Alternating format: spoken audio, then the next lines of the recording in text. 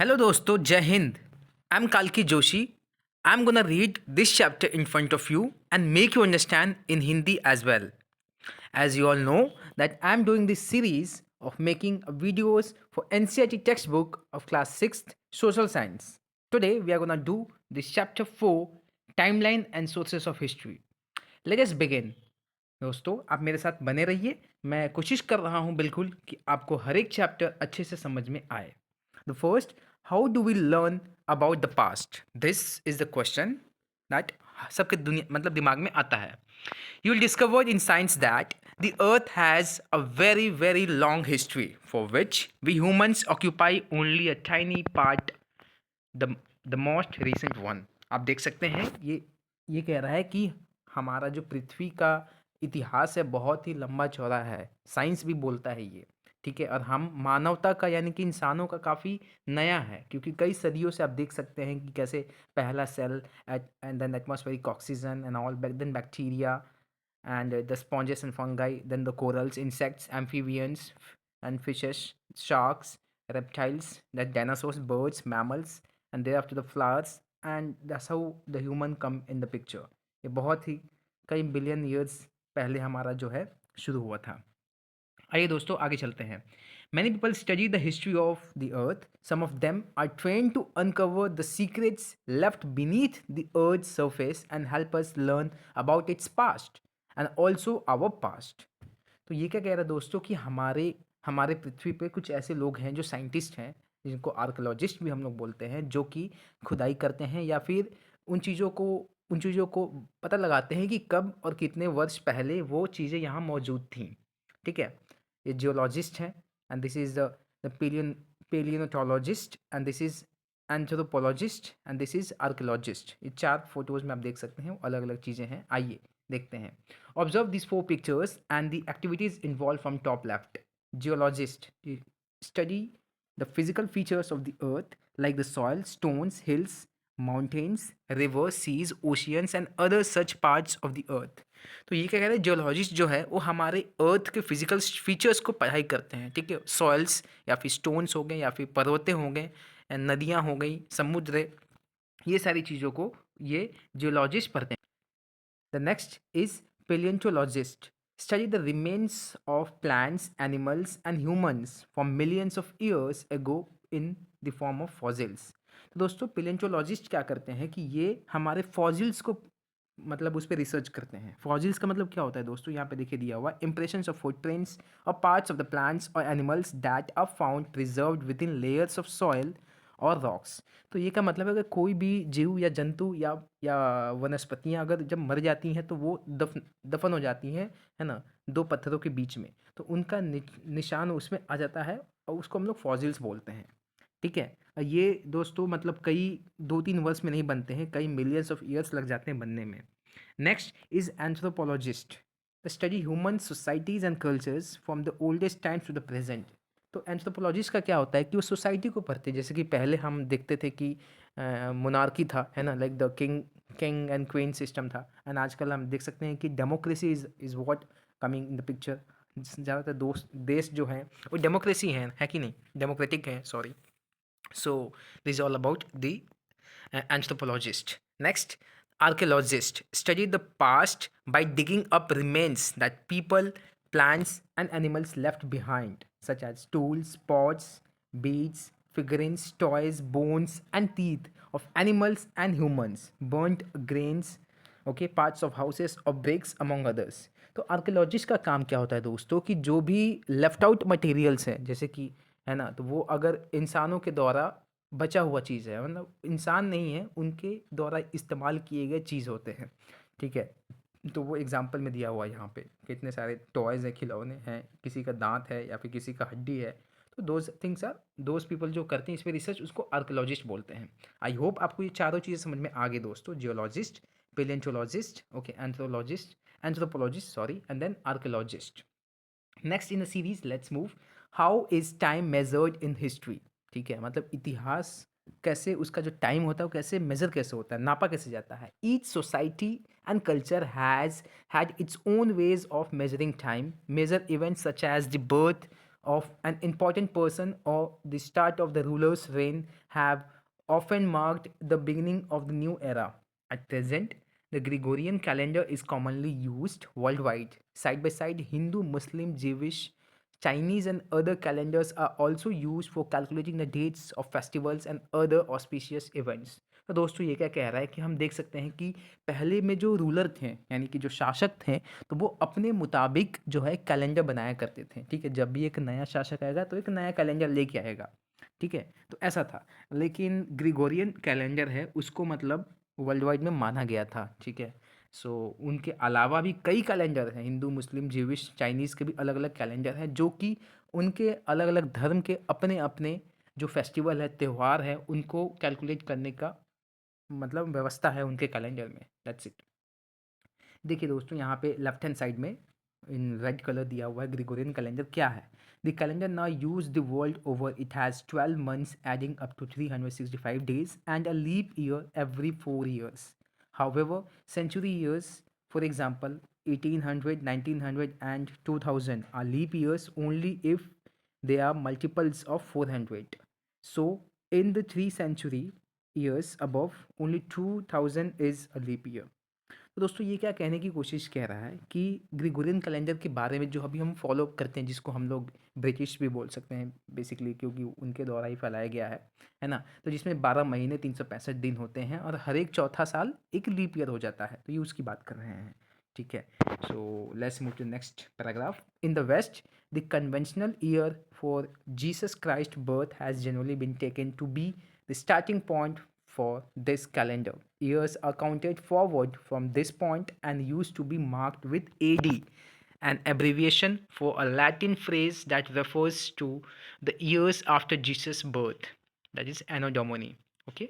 However, this is now called the Common Era or CE across the world. For example, 1947, the year India gained independence can be written as 1947 AD, sometimes AD 1947 और 1947 CE। तो ये क्या कह रहा है दोस्तों कि पश्चिम पश्चिम दिशा की तरफ हम बेसिकली हम अंग्रेज की बात कर रहे हैं। जब जीसस क्राइस्ट का जन्म हुआ था उसके बाद ही ये ग्रिगोरियन कैलेंडर का माना माना जाता है। ठीक है, कि मतलब उसके बाद का जो भी साल आएंगे उसको हम लोग एडी लिखते हैं, एनो डोमिनी जिसको बोलते हैं। और उसको अब मतलब मैक्सिमम जगह यूज़ होता है common era, that is CE. कहने का मतलब है ये एक सफिक्स या फिर प्रीफिक्स लिखा जाता है साल की संख्याओं के बाद, ताकि ये दर्शा रहा है कि ये मतलब ये जीसस क्राइस्ट के जन्म के बाद का साल है। Similarly, the years before the conventional date for the birth of Jesus are counted backward and used to be marked with BC or before Christ. They are now called before Common Era or BCE. For example, 560 BCE is an approximate year of birth of Gautam Buddha, whom we will meet in chapter 7. Can you calculate how many years ago that was?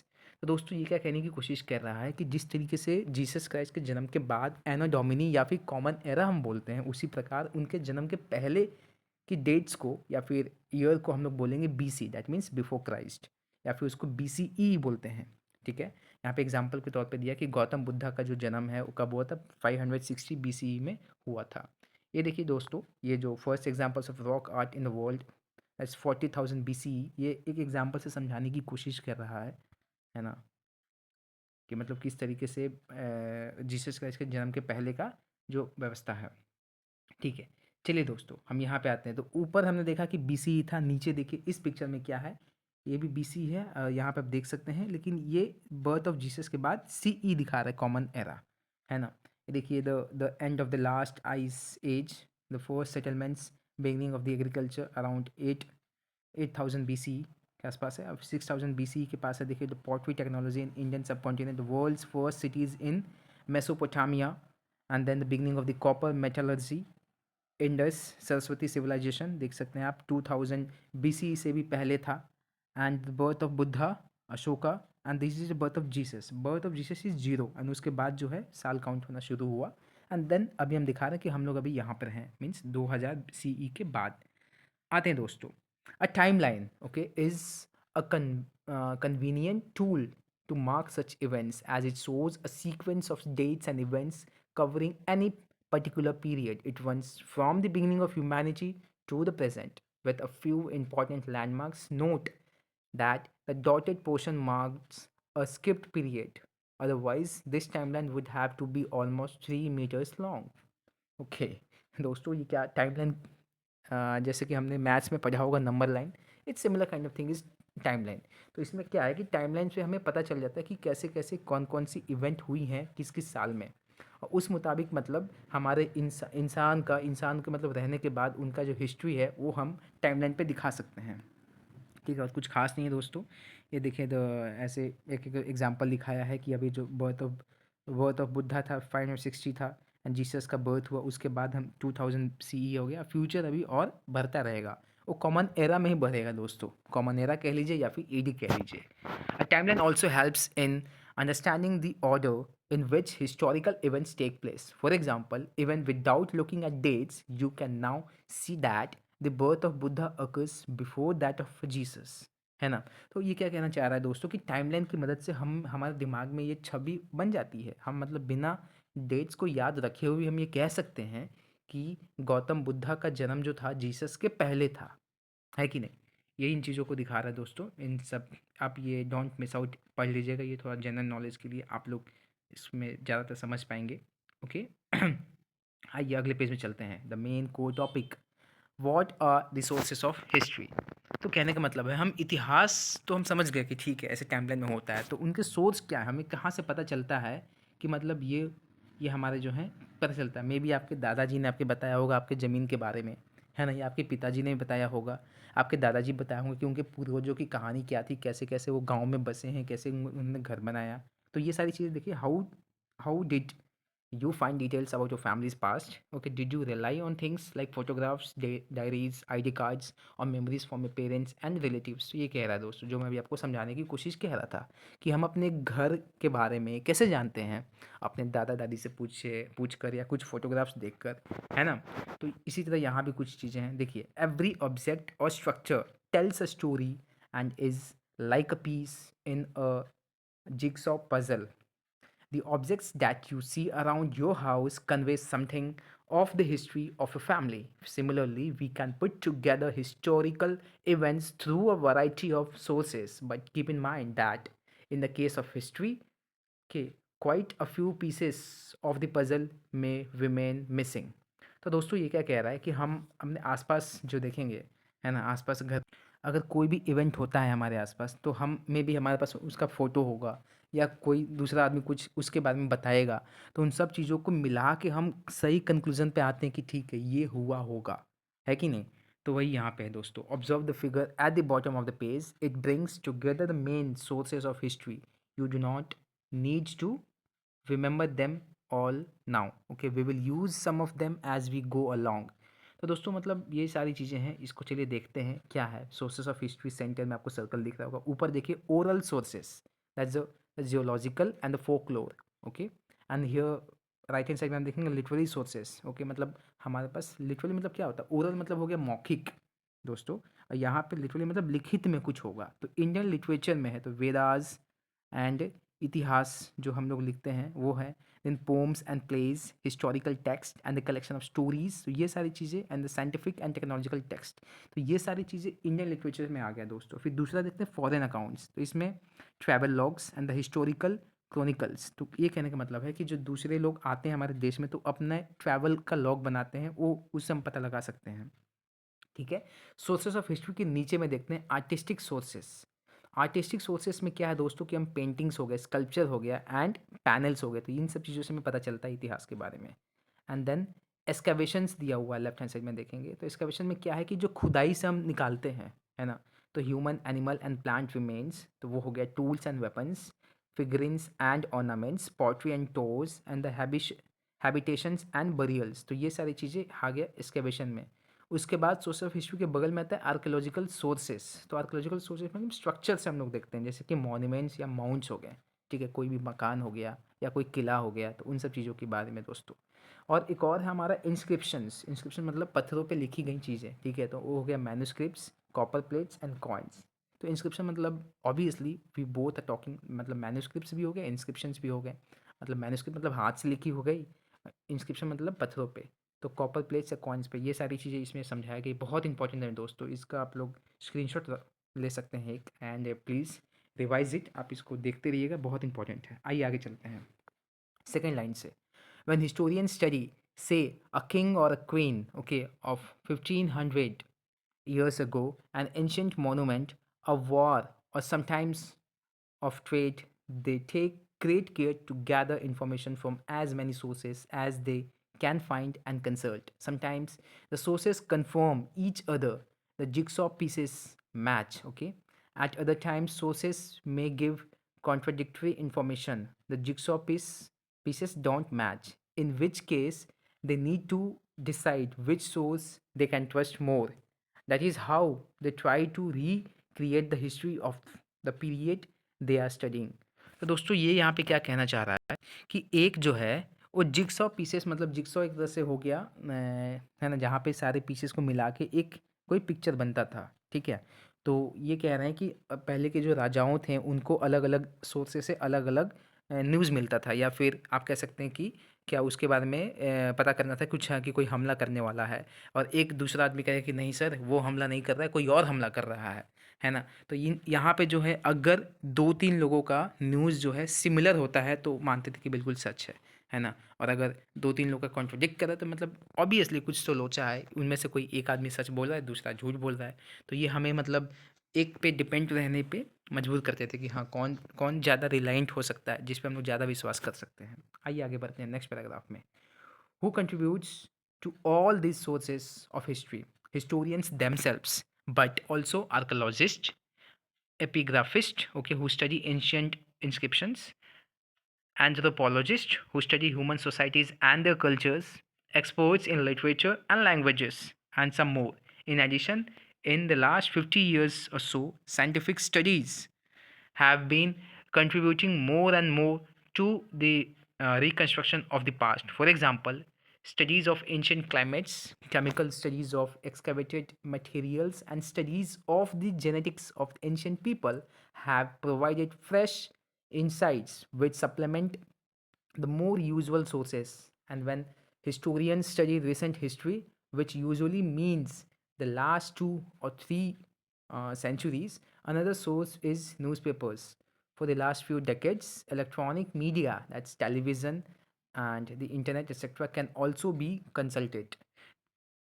दोस्तों यहाँ पे ये क्या कहना चाह रहा है, इस पैराग्राफ में ये कह रहा है कि मतलब ये सोर्स को कंट्रीब्यूट कौन करता है, मतलब कौन हमें सोर्स देता है। तो वो आर्कियोलॉजिस्ट भी हैं, एपिग्राफिस्ट भी हैं, ठीक है, जो मतलब अलग अलग इंस्क्रिप्शंस को पढ़ना जानता है। एंड देन एंथ्रोपोलॉजिस्ट भी हैं, ओके, एंड देन एक्सपर्ट्स जो लिटरेचर को पढ़ते हैं उनकी बात भी कर रहे हैं, जो अलग अलग भाषाओं को जानते हैं, ठीक है। और इसके अलावा भी हम लोग अभी जो है 50 साल से मतलब हमने देखा है कि साइंटिफिक स्टडी जो है वो भी हमें मदद कर रहा है हमारे इतिहास को रचने में, ठीक है, कि हमारा इतिहास में हुआ क्या होगा, ये साइंटिफिक स्टडीज से भी पता चल रहा है, ठीक है। मतलब एग्जांपल के तौर पे यहाँ पे दिया हुआ है कि किस तरीके से मतलब जो एंशेंट क्लाइमेट का जो था उस समय, है ना, तो उन्होंने खुदाई करके देखा कि उसमें क्या जेनेटिक है, एंड लोगों में क्या जेनेटिक वेरिएशन हो रही हैं, ठीक है। तो वो सारी चीज़ें जो खुदाई से निकल रही है उस पर रिसर्च करके इन्हें पता चला है, ठीक है। और भी हमें क्या हेल्प करता है दोस्तों, न्यूज़पेपर, है ना, कि आपको पता है कि न्यूज़पेपर डेली डेली प्रिंट होके आता है ना। तो उससे भी हमें सोच पता चलता है कि हाँ उस साल उस समय क्या क्या हुआ होगा। एंड अभी पिछले कुछ सालों से, पिछले कुछ डेकेड से कह सकते हैं कि मतलब इलेक्ट्रॉनिक मीडिया जैसे टेलीविज़न, इंटरनेट, ये भी मतलब काफ़ी मददगार रही है हमें हमारा इतिहास बताने के लिए, ठीक है दोस्तों। ये सब क्या है देखिए दिया हुआ है, this is for you to do it. I hope you do all this things, मतलब इसको आप कर लीजिएगा। कोई डाउट हो तो कमेंट बॉक्स में प्लीज़ पुट इट, मैं आपको हेल्प करता हूँ। The beginnings of human history, अब इस पैराग्राफ में दिया है मतलब इंसानों की कैसे शुरुआत होती है। Modern humans, that's Homo sapiens, have walk the planet for about 3 lakh okay years. This appears to be a very long time, yet it is only a tiny fraction of the earth's history. Let us have a quick look at our early history. तो दोस्तों ये क्या कह रहा है कि जो मनुष्य हैं दैट्स होमोसेपियंस, वो लगभग 3 लाख सालों से मतलब इस धरती पे चल रहे हैं, ठीक है। हालांकि हमें बहुत लंबा दिख रहा है 3 लाख, है ना, लेकिन फिर भी ये अर्थ के लिए बहुत ही छोटा अंश है। आइए देखते हैं दोस्तों। Early humans faced many challenges from nature and lived in bands और groups to help each other. They were constantly seeking shelter and food and were mainly hunters and gatherers. This means that they relied on hunting and collecting edible plants and fruits for their survival. Our early ancestors also had certain beliefs about the natural elements and possibly also some notion of the afterlife. तो दोस्तों ये क्या कह रहा है कि हमारे जो पूर्वज थे, मतलब जब इंसानों की शुरुआत हुई, उन्हें बहुत ही कष्ट हुआ प्राकृतिक में, मतलब प्राकृतिक मतलब जानवरों से या फिर और चीज़ों से। तो इसलिए वो ग्रुप में रहा करते थे एक साथ, ठीक है। तो उस समय जो थे वो केवल बेसिकली दो काम एक बस किया करते थे कि हंटिंग एंड गैदरिंग। हंटिंग मतलब वो जानवरों की मतलब शिकार करते थे, और दूसरा जो था गैदरिंग मतलब खाने की चीज़ों को इकट्ठा करके रख के खाते थे। ये उनका मतलब जीवन व्यतीत करने का तरीका था, और ऐसे वो रहते थे, ठीक है। एंड मतलब हमारे जो एंसेस्टर्स हैं उनमें मतलब कुछ बिलीफ हो गई थी नेचुरल एलिमेंट्स के बारे में, और उन्होंने आफ्टर लाइफ के बारे में भी जाना, मतलब मरने के बाद, मरणोपरांत, है ना, हमारी एक और ज़िंदगी हो सकती है। A life that begins after death, ये होता है आफ्टर लाइफ का मतलब। आगे चलते हैं दोस्तों। These groups lived in temporary camps, rock shelters, okay, or caves, and communicated with each other using languages that are now lost. They used fire and started making objects that made their lives easier, like improved stone axes and blades, arrowheads, or other tools. Aspects of their life are visible in rock paintings found in hundreds of caves all over the world. Some of those paintings depict simple figures or a few symbols, others are more detailed and represent scenes, animals, or humans. In time, these early humans learned to make simple ornaments such as stone or shell beads, okay, pendants made up of animals' teeth, and sometimes exchange them with other groups. दोस्तों, इस paragraph में क्या कह रहा है कि जो वो लोग थे वो मतलब टेम्परेरी जगह में रहा करते थे, एक जगह रुक कर नहीं। कहाँ पे, जहाँ पे पत्थरों से शेल्टर लिया करते थे या फिर गुफाओं में रहते थे। वो अपनी भाषाओं में बात करते थे, जो अभी जो है वो भाषा हमें नहीं मालूम है, ठीक है। तो फिर तरह तरह की चीज़ें बनाना शुरू किए। फिर जब उन्होंने मतलब आग आ गया तो फायर आने की वजह से मतलब उनके हथियार और भी इम्प्रूव हो गए, है ना। एंड उसके बाद उन्होंने ये सारी चीज़ें जो हैं अपनी पेंटिंग के रूप में बनाया है। गुफाओं में आप देखे होंगे कई हज़ारों साल पहले का जो पेंटिंग है बना के अभी भी गुफा में हम देख सकते हैं, ठीक है। जैसे एलोरा हो गया एंड एलिफेंटास की गुफाएं, वहाँ पे पेंटिंग्स है मौजूद हैं अभी। एंड तो ये सारी चीज़ें इंसानों और जानवरों की पेंटिंग्स हुआ करते थे, ठीक है। कैसे उन लोगों ने मतलब अपने अपने ऑर्नामेंट्स, मतलब कुछ गले में पहनने के लिए, क्या कुछ स्टोन का हो गया, या फिर पेबल्स हो गए, या फिर बेड्स हो गए, अलग अलग चीज़ें, या फिर जानवरों के दांत हो गए, ये सारी चीज़ें थी, ठीक है। वो आपस में एक्सचेंज भी किया करते थे, मतलब एज ए तोहफा के रूप में, है ना। दैट्स ऑल इसी ग्रुप पैराग्राफ में ये था दोस्तों। आगे चलते हैं। The first crops. Over long ages, the Earth's climate has gone through many changes. At certain times, it was very cold and much of the Earth was covered with ice. This is called an ice age, as you will learn in greater detail in science. Later, when the climate warmed up, this icy partly melted and the resulting water swelled the existing rivers and eventually drained into the oceans. The last ice age lasted from over 1 lakh years ago to around 12,000 years ago. दोस्तों ये क्या कह रहा है कि हमारा जो जो पृथ्वी का था, ठीक है, वो क्लाइमेट वो काफ़ी बदलाव देख रहा था से। एंड तो कुछ समय ऐसा था कि जब मतलब पूरा पृथ्वी जो है बर्फ़ से ढका हुआ था, उस समय आइस एज बोलते हैं, ठीक है। और फिर बाद में जैसे जैसे टेम्परेचर इंक्रीज़ हुआ, क्लाइमेट वार्म्ड अप हुआ, तो उसकी वजह से वो जो बर्फ़ है वो क्या हो गया, मेल्ट हो गया। एंड उसके बाद फिर नदियाँ बन गई, नदियाँ जाके ओशियन में मिल गई, ठीक है। तो जो आइस एज है वो तकरीबन 1 लाख साल पहले से लेके 12,000 साल पहले तक हम लोग मानते हैं कि वो आइस एज था, ठीक है दोस्तों। आगे चलते हैं। Afterwards living conditions improved for humans in many parts of the world. They started settling down and cultivating cereals and grains. They also domesticated animals such as cattle, goats, etc. With more food available, these communities grew in size and number and often settled down near rivers. This was not only because of the availability of water but also because of the soil would be more fertile there. It made the process of growing crops easier. दोस्तों ये क्या कह रहे हैं यहाँ पे इस paragraph में कि इंसानों के लिए अब मौसम सुहाना होते जा रहा था, ठीक है? तो उनकी जीने की शैली भी बदल रही थी, तो उन्होंने क्या किया कि वो अब एक जगह रुकना शुरू किए, सेटल होना शुरू किए, वहाँ पे खेती करना शुरू किए, कल्टीवेट करना शुरू किए, ठीक है? वो अपने जानवर को पालना शुरू किए, डोमेस्टिकेट किए, ठीक है? जैसे कि कैटल यानी कि गाय, भैंस हो गए, बकरियाँ हो गई, ठीक है? तो इन सब चीज़ों को पालना शुरू किए। अब इनके पास ज़्यादा खाना था, ठीक है? एंड इनका जो कम्युनिटी का साइज़ था वो बढ़ता चला गया, है ना? It was growing in size. तो इसकी वजह से वो नदियों के पास ही रहते थे, ठीक है? नदियों के पास इसलिए नहीं रहते थे केवल क्योंकि वहाँ पे पानी था, बल्कि इसलिए भी क्योंकि वहाँ का जो मिट्टी था वो काफ़ी फर्टाइल था, तो वो हमारे खेती में मदद करता था, ठीक है?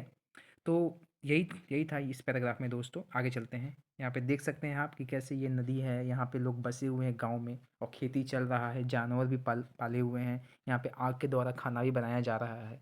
ये एक सिंपल सोसाइटी दिखा रहा है, दर्शा रहा है बहुत समय पहले का। ये सब चीज़ों को आप अपने दिमाग में रखिएगा दोस्तों। आगे चलते हैं। As communities grew, so did their social complexity. Leaders of chieftains were responsible for the well-being of the people, and everyone collectively worked to get towards the community's welfare. For example, there was no sense of individual ownership. The lands were collectively sowed and harvested. वाह, वाह क्या सुहाना समय था दोस्तों। वाकई में ये तो आज सोच के डर लगता है कि ऐसा कभी हो ही नहीं सकता था, या फिर अभी हो नहीं सकता है ना? आप देख सकते हैं कि जिस तरीके से कम्युनिटीज़ बड़ी होती गई, ठीक है? तो मतलब उस समय क्या था कि लीडर्स था, कोई नेता था, ठीक है? मतलब उन उन जगहों का, या फिर कह सकते हैं उन उन कबीलों का कोई नेता था, तो वो सभी लोगों को देखभाल करता था एक साथ, ठीक है? सबको अपना मानता था, एंड वो सब लोग एक साथ सबकी भलाई के लिए काम किया करते थे, कोई अकेला नहीं था, ठीक है? सारे लोग मिल के, मतलब किसी का कोई अपना खुद का खेत नहीं था, सारे खेत सबके हैं, तो सब लोग मिल के खेती करते थे, तो इस तरीके से सब लोग का पेट भर जाता था। ये था उस समय का समय। आगे चलते हैं। As time went by, hamlets grew into sizable villages that exchanged goods, mostly food, clothing, and tools. Slowly, networks of communication and exchange were established among those villages, and some of them grew into small towns. New technologies appeared, for example, pottery for making pots and other clay objects, and the use of metal, that's the copper first, iron later, which helped make durable tools, objects of daily use, and ornaments.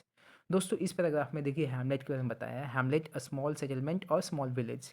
तो ये कहते हैं जो जो छोटे छोटे गांव थे उनका साइज़ बढ़ता चला गया, ठीक है? एंड वो जो थे क्या करते थे, अब एक दूसरे के साथ, मतलब दूसरे गांव के साथ अपने अपने चीज़ों को एक्सचेंज करते थे। मतलब मे भी खाना हो गया, एंड कपड़े हो गए, या फिर कोई टूल्स हो गए, ठीक है? तो ये कम्युनिकेशन, मतलब आपस में बातचीत था। ऑब्वियसली इंसान है तो बाकी इंसान से बात करेंगे ही, है ना? तो ये गांव से गांव होते हुए अब वही जो गांव है, कोई कोई गांव एक टाउन में बदल गया, ठीक है? क्योंकि वहाँ पे टेक्नोलॉजी में इम्प्रूवमेंट आ गई, ठीक है? लोग लोग मतलब आर्ट एंड क्राफ्ट में भी आगे जा रहे थे, पॉटरी बना रहे हैं, पॉट्स बना रहे हैं, क्ले से ऑब्जेक्ट बना रहे थे। मतलब ये तो क्ले बनाने से, क्ले के ऑब्जेक्ट बनाने से हमारा पेट नहीं भरने वाला है दोस्तों, है ना? तो वो इन चीज़ों पे ध्यान दे रहे थे कि आर्ट एंड क्राफ्ट में भी ऑब्वियसली।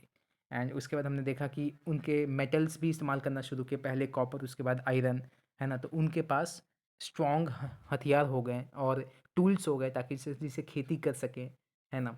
यही था इस पैराग्राफ में। आगे चलते हैं। We will see in chapter 6, okay, that how this stage prepared for the emergence of what is called civilization. For now, it is important to remember that this early progress of humanity had to face many challenges. At some critical times, humanity could have almost disappeared, as some earlier species did. We will never know those early humans to whose courage and persistence we owe our existence today. ठीक है? तो दोस्तों ये कह रहे हैं कि chapter 6 में हम लोग ज़्यादा सीखेंगे, ठीक है? ओके, एज़ ऑफ़ नाउ इस चैप्टर में, मतलब सिविलाइज़ेशन के बारे में हम चैप्टर 6 में ज़्यादा जानेंगे, ठीक है? इसमें हमें बस ये समझना है कि कितनी कठिनाइयों के बाद हमारी ह्यूमैनिटी जो है बची रही, ठीक है? और ये वाक़ई में हमें उन्हें शुक्रिया अदा करना चाहिए कि जिसकी वजह से मतलब ये एग्ज़िस्टेंस अभी भी कायम रहा। ओके, दोस्तों एक्चुअली यहाँ पे क्वेश्चंस एंड एक्टिविटीज़ आएंगे प्रोजेक्ट्स में, तो ये आप लोग को खुद करना है, and you can ask me this questions, okay, in chat box and not only in comment box also if you have any doubt. And चलिए बिफोर वी मूव ऑन, ये जो चीज़ है दोस्तों मैं पिछले वीडियोज़ में नहीं किया था, लेकिन एक बंदे ने कमेंट किया, उसने मुझे बताया कि सर आप ये भी बताया करिए। तो ये जो चीज़ है एक्चुअली, ये पूरे चैप्टर का एक तरह से समराइज़ हो जाता है, ठीक है? इसलिए मैं इसको स्किप कर रहा था, लेकिन हालाँकि चलिए मैं आपको पढ़ देता हूँ आपके लिए। We have explored some ways to learn more about our past. The concept of a timeline helps us understand the sequence of historical events at different times. तो ये क्या कह रहे हैं दोस्तों, दैट कि सबसे अच्छा जो तरीका है हम अपने अपने इतिहास को जानने का, वो है कॉन्सेप्ट ऑफ टाइमलाइन। मतलब टाइमलाइन को बना के उससे हम लोग समझ रहे हैं कि किस तरह से हमारे जो इतिहास में जो भी चीज़ें इवेंट हुई हैं वो सीक्वेंस वाइज हुआ है, ठीक है? तो ये बता रहा है पहला लाइन में। दूसरा है, okay, there are different ways of measuring time, years, decades, centuries and millenniums. Okay, millenniums, okay. तो ये क्या कह रहे हैं कि हम अलग अलग यूनिट्स हैं टाइम के मेजरमेंट करने के लिए, जैसे कि ईयर यानी कि साल हो गया, डेकेड यानी कि 10 साल हो गया, है ना? सेंचुरी यानी कि 100 साल हो गया, मिलेनियम मतलब 1000 साल हो गए, ठीक है? तो इन चीज़ों को मतलब आप ध्यान में रख लीजिएगा दोस्तों। और उसके बाद the sources of history are many. Okay, they help us reconstruct and interpret historical events, ठीक है? तो हमारे जो हिस्टोरी मतलब इतिहास के जो सोर्सेस हैं, जहाँ से हमें पता चलता है कि कब क्या क्या हुआ था, तो वो चीज़ों को हमें हमें रिकन्स्ट्रक्ट करना है और हिस्टोरिकल इवेंट्स को उसके मुताबिक सजा के हमें समझना है। Okay, we have also had a brief look into the lives, okay, of early humans and how human societies grew more complex in time. तो हमने ये भी देखा कि मतलब किस तरीके से हमारे पूर्वज जो पहले इंसान थे वो किस तरीके से अपने जीवन को व्यतीत करते थे, है ना? और उसके बाद कैसे वो एक सोसाइटी बनती गई, है ना? फिर बाद में जाके एक कॉम्प्लेक्स टाइम हो गया। दैट्स ऑल दोस्तों, मैंने ये पूरा चैप्टर को पढ़ दिया, समझा दिया। अगर आपको किसी को भी इस चैप्टर में कहीं से भी कुछ भी डाउट है तो बेझिझक आप कमेंट बॉक्स में कमेंट करके मुझसे पूछ सकते हैं और मैं आपको बताऊंगा। एंड हो सके तो मैं उसके लिए एक नया वीडियो भी बना दूं, जैसा हो मुझे बता दीजिएगा। And please, I request you all to do like this video and share to the people who are in need of this videos and do subscribe my channel. That's all, thank you and have a nice day. जय हिंद।